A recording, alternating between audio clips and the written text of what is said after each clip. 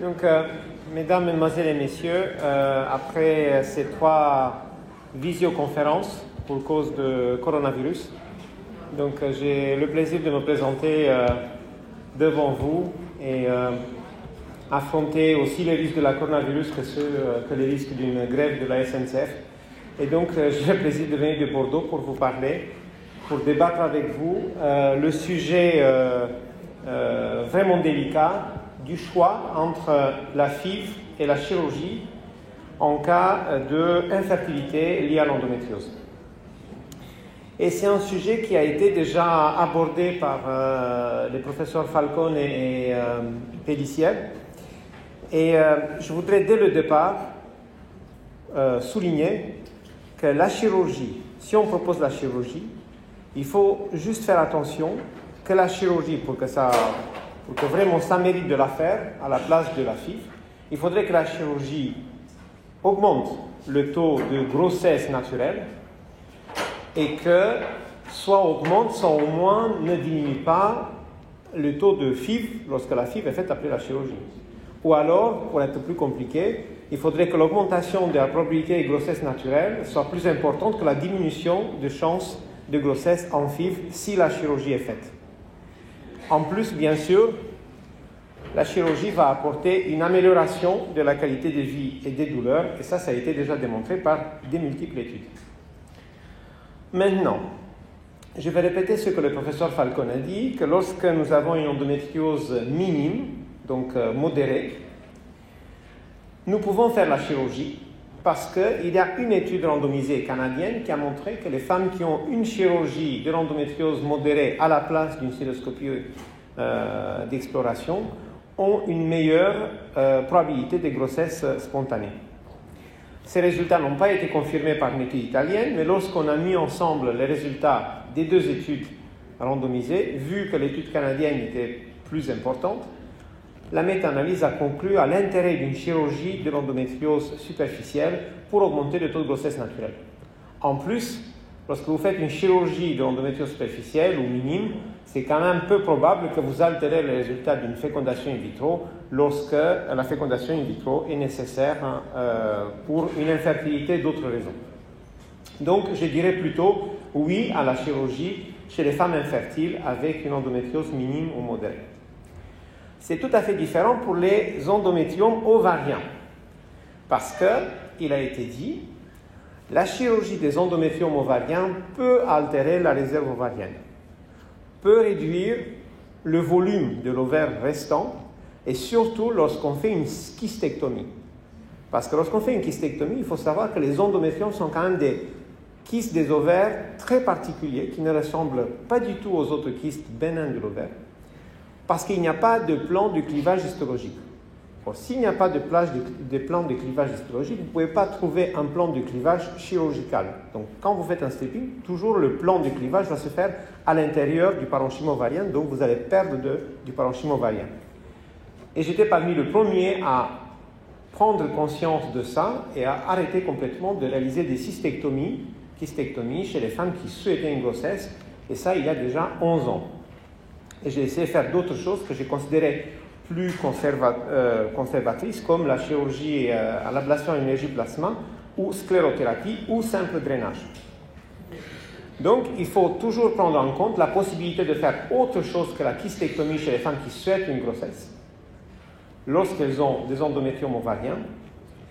Mais, si on regarde dans la littérature, les femmes qui sont infertiles ou pas infertiles et qui ont une chirurgie de l'ovaire ont quand même, si la chirurgie est bien faite, ont quand même des chances de grossesse de 50 à 75%, dont une moitié sont des grossesses naturelles. Donc on peut penser quand même que la chirurgie, même sur les endométriomes, comme montrait le professeur Falcone, peut améliorer les chances de grossesse spontanées chez certaines femmes, surtout celles qui n'ont pas des kystes trop gros, bilatéraux, ou qui n'ont pas une chirurgie itérative. Et tout ça, en tenant compte que de toute façon, il y aura une petite diminution de l'AMH après la chirurgie. Donc, ça c'est une étude que j'ai publiée dans Journal of Minimal Invasive Gynecology et où j'ai comparé la chirurgie par kystectomie à la chirurgie à l'énergie plasma Et j'étais assez déçu de ne pas montrer que plasma donne des meilleurs résultats, mais si vous regardez les résultats globaux, vous observez qu'il y a quand même 75% des patientes qui ont conçu après la chirurgie, et une moitié c'était des grossesses naturelles. Donc on peut dire effectivement, si on fait la chirurgie de l'endométrium, si on le fait correctement, on peut espérer une augmentation des chances de grossesse spontanée. Et là vous avez une revue de la littérature, une méta-analyse qui compare les résultats en FIV chez des patientes qui ont eu ou n'ont pas eu une chirurgie des endométriomes. Et la méta-analyse constate qu'il y a une diminution du nombre d'ovocytes chez les femmes qui ont eu une chirurgie des endométriomes, c'est-à-dire il y a 1,5 ovocytes de moins, mais au bout du compte, les taux de grossesse sont similaires dans les deux groupes. Mais je voudrais souligner qu'habituellement, lorsqu'on fait une méta-analyse, on analyse les données publiées, que les données publiées sont souvent publiées par des équipes qui ont une certaine expérience et qu'il ne faut pas absolument extrapoler ça à la pratique courante. Et je dirais donc qu'il faut faire attention lorsqu'on fait une chirurgie des endométriomes chez les patientes qui souhaitent une grossesse par la suite et qu'en l'absence d'une étude randomisée, FIV versus chirurgie, on ne peut pas conclure sur l'efficacité ou l'absence d'efficacité de la chirurgie. Bien sûr, il faut penser à la préservation de la fertilité. Selon moi, il y a un type de patiente qui est candidate absolue à cette préservation de la fertilité avant la chirurgie.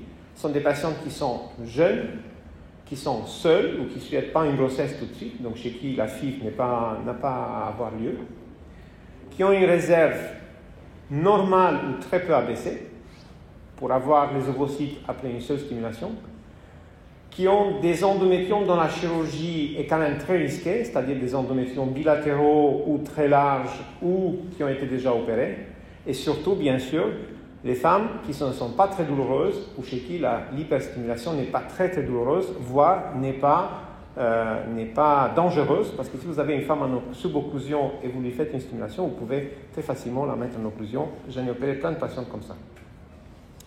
Maintenant, concernant l'endométriose profonde. Alors là, je suis beaucoup plus à l'aise parce que c'est ce que j'ai fait le plus souvent. Et ici, nous avons beaucoup de données qui me permettent d'avancer certaines opinions un petit peu plus soutenues que celles que j'ai faites pour les endométriomes. Alors, si on regarde aux recommandations pour la pratique clinique des léchereux et de la syngophe. Donc, les recommandations, en l'absence d'une étude randomisée qui compare chirurgie de première ligne à la FIV de première ligne, les recommandations disent qu'il n'y a pas d'intérêt à faire une chirurgie pour augmenter les résultats de fécondation in vitro. Parce qu'il n'y a pas d'étude randomisée qui montre que les femmes qui ont une chirurgie suivie par le FIV ont des meilleurs résultats que les femmes qui ont FIV d'emblée. Tout à fait d'accord. Mais les recommandations ne disent pas que les patientes avec endométriose profonde doivent absolument avoir une fécondation in vitro. Or, ce n'est pas ce qui se passe dans la vie de tous les jours. Parce que selon moi, ces recommandations sont interprétées d'une manière assez particulière et on considère que du coup, les patientes qui ont une endométriose profonde n'ont pas besoin d'être opérées, il faut les envoyer directement en FIV. Et là, vous avez un cas d'une patiente fictive, mais que vous allez sûrement reconnaître parce que nous connaissons tous des patientes comme ça, donc une patiente d'une trentaine d'années qui arrête sa pilule pour tenter une grossesse, elle a assez rapidement des symptômes, elle fait une IRM, pouf, endométriose colorectale. Elle a essayé d'être enceinte pendant, 4 ou 5 mois, donc on ne peut pas affirmer qu'elle est infertile. Elle prend une consultation avec un gynécologue qui lui demande alors comment ça va, quelle est votre priorité, grossesse ou douleur.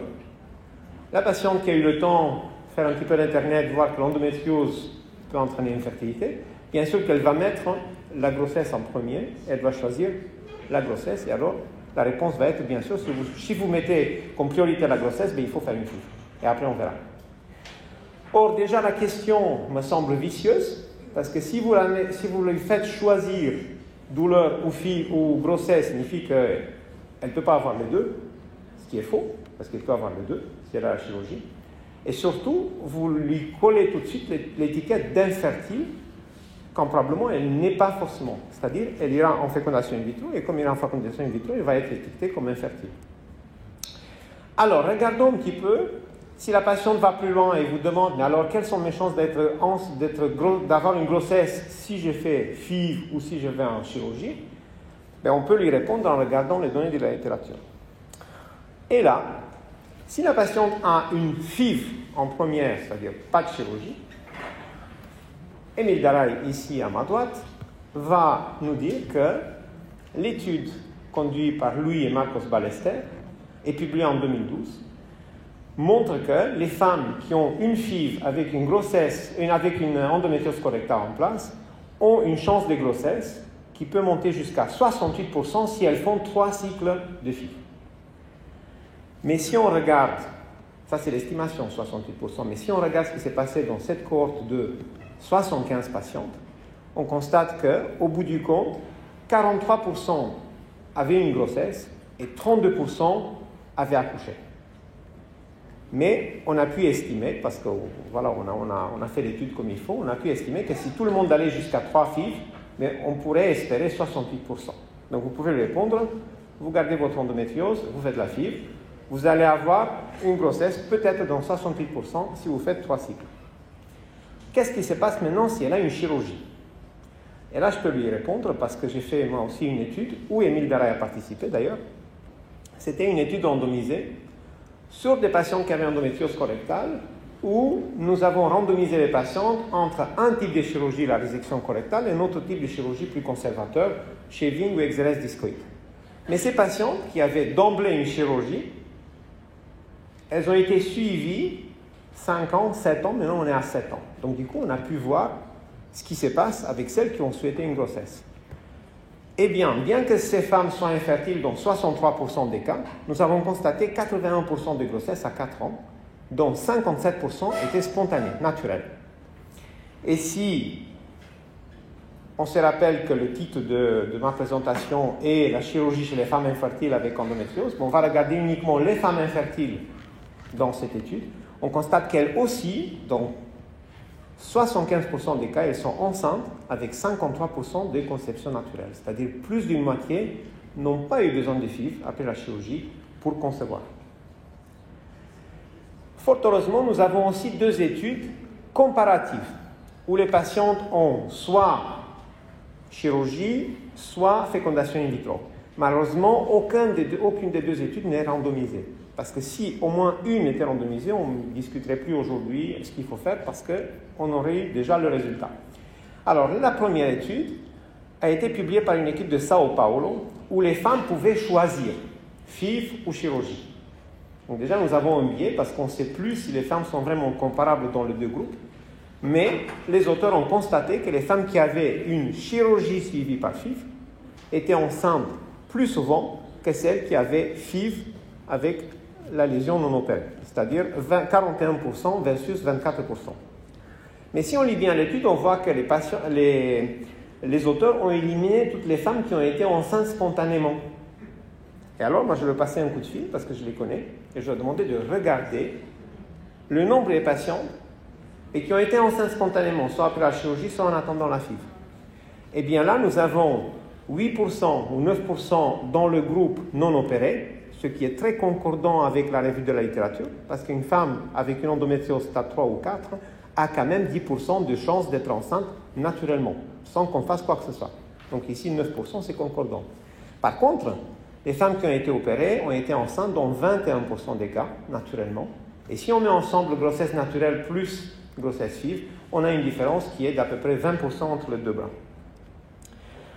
Et de nouveau, je me tourne vers Émile Daraï parce que nous avons fait plusieurs études ensemble. Et là, nous avons mis ensemble des patientes opérées à Rouen et à Tenon qui avaient eu soit fécondation in vitro, soit chirurgie suivie par fécondation in vitro. Et Sofiane a fait une analyse de propension, donc, où il a matché des patients qui avaient un petit peu les mêmes caractéristiques. Et nous avons constaté quand même que, de manière constante, les patientes qui étaient opérées avant la FIV avaient des meilleurs résultats en termes de grossesse que les patientes qui avaient la lésion qui n'était pas opérée. Maintenant, on peut me dire, bien sûr, vous opérez tout le monde, vous avez plein de complications. Bien sûr que si on fait la chirurgie de l'endométriose, on a de complications, il faut le savoir, il faut le reconnaître, et personne ne les cache. Mais, est-ce que ce risque de complications contrebalance tout ce que j'ai dit jusqu'à maintenant? Eh bien, je dirais que non. Parce que là, je vais publier bientôt en Human Reproduction une étude sur 1102 patientes opérées pour endométriose colorectale. Et le taux de fistule, c'est-à-dire la complication qui fait le plus peur à tout le monde, le taux de fistule est de 3,4%. Ce qui me semble quand même pas très élevé parce que c'est une patiente sur 30. Et ces résultats sont quand même à mettre en balance avec le taux de grossesse, donc jusqu'à 80%, dont une majorité spontanée, avec l'amélioration constante et durable de la qualité de vie et des symptômes. Parce que les patients de l'étude randomisée sont évalués jusqu'à 7 ans et on voit bien que le taux d'amélioration est très constant, c'est-à-dire les patients vont mieux. Et bien sûr, un taux très réduit de récidive à 1,6% à 5 ans dans l'essai randomisé. C'est-à-dire qu'il ne faut pas dire que les patients ont fait la chirurgie, les patients font des complications et de toute façon ils récidivent. C'est faux, ce sont des fake news. Eh bien, et si elles font une complication, ce n'est pas la fin du monde. Parce que nous avons publié une autre étude, Tenon, Rouen et Lille, où nous avons regardé ce qui se passe avec les patients qui avaient une complication après une chirurgie de l'endométriose profonde et avaient besoin d'une opération pour cette complication. Eh bien, elles étaient elles aussi enceintes à leur tour, dans 42% des cas à 5 ans, et avec une majorité de grossesse spontanée. Vous allez me dire, maintenant, il y a des patientes qui ont une réserve ovarienne basse, vous n'allez pas quand même les opérer celle-là aussi. Ce n'est pas un tabou. Parce que justement, lorsque les patients ont une réserve ovarienne basse, c'est justement là qu'on a de plus de difficultés à avoir un résultat bon en fécondation in vitro. Et donc, il faut regarder la patiente. Et nous avons publié une étude dans Fertility and Sterility, dont l'éditeur en chef, c'est le professeur Pellissier. Et nous avons constaté que les patients qui avaient un AMH inférieur à 1 avant la chirurgie pour endométriose stade 3 ou 4 étaient quand même enceintes dans 68% des cas, et de nouveau, 2/3 des grossesses étaient des conceptions naturelles. C'est-à-dire la conception naturelle, c'est une évidence dans la chirurgie de l'endométriose, et il faut miser dessus lorsqu'on opère une patiente. Maintenant, est-ce que c'est vraiment toujours safe, est-ce que c'est sécurisant de faire de fécondation in vitro chez les patientes avec endométriose profonde? Tout d'abord, il faut savoir que lorsque vous faites 1, 2, 3 fécondations in vitro et la patiente n'a pas de pilule entre deux fécondation in vitro parce qu'on ne pense pas à lui prescrire une pilule, au bout de 3 ans, on peut avoir 40% d'augmentation évidente, visible, indiscutable du nodule colorectal. Et également, je pense que si on opère les patientes avec une fécondation in vitro, on facilite votre geste, le geste de ponction. Parce que je ne vois pas quel est l'intérêt de ponctionner, de prendre le risque d'une blessure rectale ou blessure de veine chez des patients qui ont une pelvis gelée où les ovaires sont fixés tout en long de l'utérus, et souvent il faut traverser plusieurs structures, parmi lesquelles aussi le rectum parce qu'il est collé derrière le vagin. Tandis qu'après la chirurgie, on peut vous rendre des patientes avec un pelvis vraiment qui est presque normal. Donc, comme une conclusion, chez les femmes infertiles avec une endométriose, la chirurgie est suivie par des taux de grossesse qui sont intéressants, des grossesses naturelles. Et si la chirurgie est faite proprement et avec beaucoup d'attention et en connaissant tous les risques de la chirurgie ovarienne de l'endométriose profonde, on n'aura pas une diminution significative des résultats en fécondation in vitro. C'est-à-dire, on ne va pas vous rendre une patiente où vous ne pouvez plus faire fécondation in vitro parce qu'on a bousillé complètement la réserve ovarienne. Et en plus, les patients vont être améliorés du point de vue des douleurs et de la qualité de vie. Et si, malgré tout, vous décidez de réaliser une fécondation in vitro chez une patiente infertile avec une endométriose profonde, Je pense qu'il est indispensable de faire un bilan complet de cette endométriose, voire de discuter, si l'endométriose est très sévère, de discuter son cas dans une RPC, maintenant il y en a partout à Paris, pour anticiper un petit peu s'il y a un danger ou pas de reporter une chirurgie d'un an, 2 ou 3, et s'il n'y a pas un risque tout simplement lié à la ponction ou à une éventuelle aggravation des symptômes liés à l'endométriose dans l'intervalle. Merci beaucoup, j'étais ravi de participer à ce très beau congrès. Alors si tu es d'accord, on va laisser d'abord